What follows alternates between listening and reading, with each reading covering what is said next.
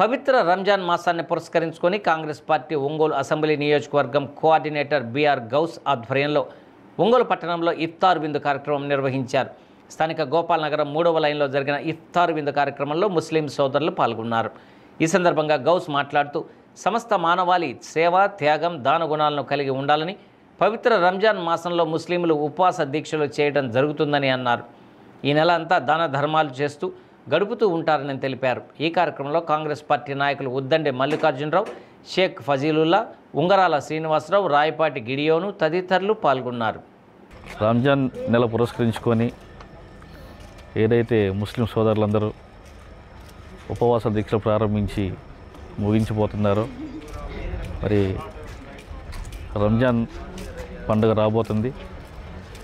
రంజాన్ పర్వదినాన్ని పురస్కరించుకొని ఒంగోలు అసెంబ్లీ నియోజకవర్గంలో ఉన్నటువంటి ప్రతి ఒక్క ముస్లిం సోదరులకి, అదేవిధంగా మిగతా ప్రజానీకానికి ఒంగోలు అసెంబ్లీ నియోజకవర్గ కాంగ్రెస్ పార్టీ తరఫున ఈద్ ముబారక్ తెలియజేస్తున్నాము. అదేవిధంగా ఈ నెల రోజుల పాటు ప్రతి ముస్లిం ఉపవాసం ఉంటూ ఈ ప్రపంచ మానవాళికి ప్రేమ, త్యాగం అనే సందేశాన్ని ఇస్తూ మరి వారికి ఉన్న ప్రతి రూపాయలో పావలా వంతు దాన ధర్మాలు చేస్తూ గడుపుతారు.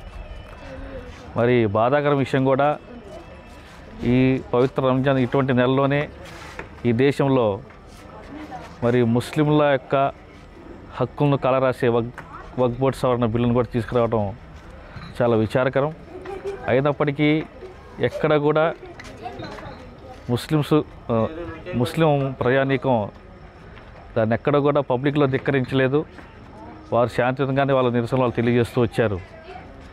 అయితే ఈరోజు కాంగ్రెస్ పార్టీ ఆధ్వర్యంలో ఈ నియోజకవర్గంలో ముస్లిం సోదరులకు, కాంగ్రెస్ పార్టీ కార్యకర్తలకు, మిత్రులందరికీ ఇఫ్తార్ విందు ఇవ్వడం జరిగింది.